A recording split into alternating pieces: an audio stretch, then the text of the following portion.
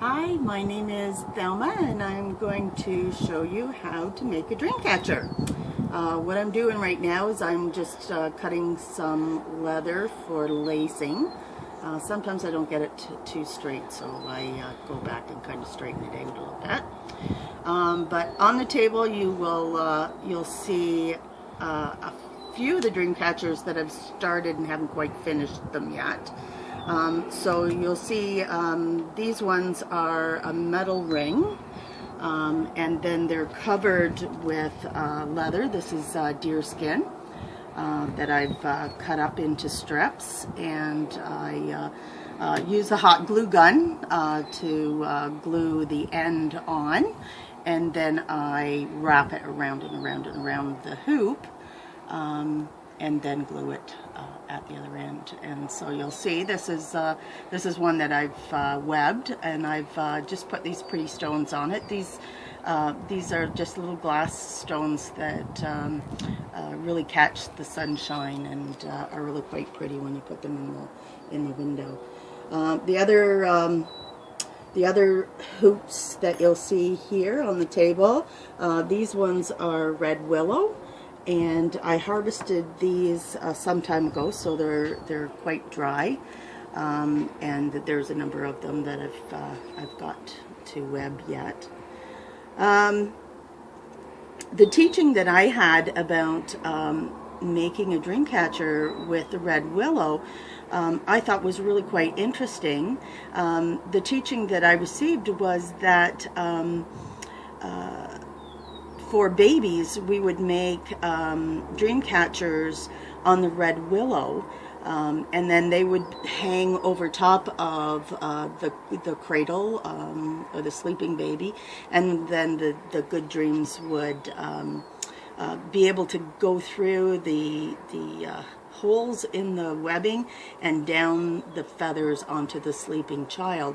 What I found interesting about making it, the legend about making it with wood, is that over time, eventually, the willow will become really quite brittle and it will break, and that will be a symbol for the teaching that youth doesn't last forever, and that all things come to an end. So the fact that the dreamcatcher will then become brittle and break just shows an end of youth, and that the child is heading into adulthood. The legend that, like I said, the legend is that the dreams would be, the good dreams would, because they're really quite smart, will be able to go through the holes in the webbing, and the bad dreams that aren't really quite smart, they'll get caught up in this webbing, and then they'll be burned off with the morning sun. The good dreams, like I said, come down the leather, so the leather will be on the sides. Too bad I don't have one already made up. But they will come down the leather and down the feather and into the sleeping person. So I'm going to show you how to start doing your web on your dreamcatcher. Okay, so I've got some sinew. Now this is waxed nylon cord, and it actually is a number of strings all put together, and I've taken it apart because I like to put beads on it, so it needs to be quite thin. So so you can see I'm just going to put it on here and tie it in a knot. Nothing special, but I'm going to tie it in a couple of knots because it's waxed string, it has a tendency to slip. Okay, and then I'm going to pull it towards the center and then cut off this little strand so it doesn't get in my way.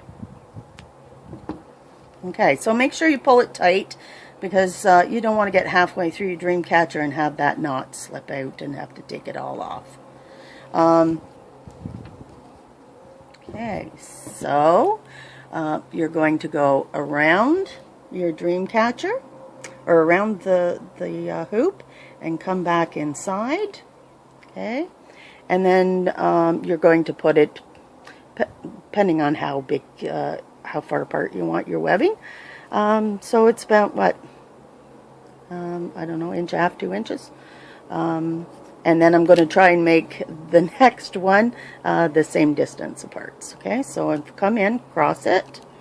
Okay, try and get it about the same distance apart, and then pull it tight.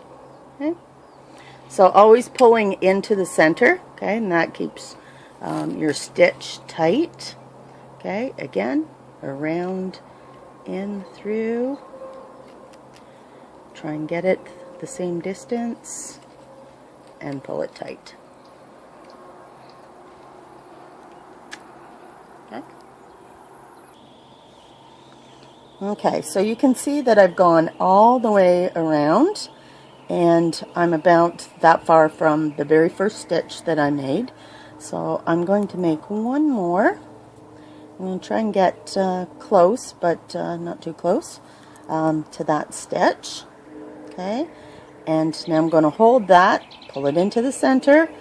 Now I'm going to take the end of that string and put it inside that first stitch. Okay, inside, make sure it's crossed. It's like a written E. And then put your string into the center and pull it tight. Okay, and that makes your stitch. Now you'll do that all the way around. I'll do it one more time so you can see it. So in, yeah, in, back out. Okay, again, you're making that, oh, one of my hairs. You're going to make like a written E. Okay, into the center, pull it tight, and hold your stitch, and then you're going to do that all the way around. Okay, and then when you get up here, then you'll go in here and you'll go in here until you go into the center. Okay, so I'll finish this one up and I'll show you what it looks like at the end.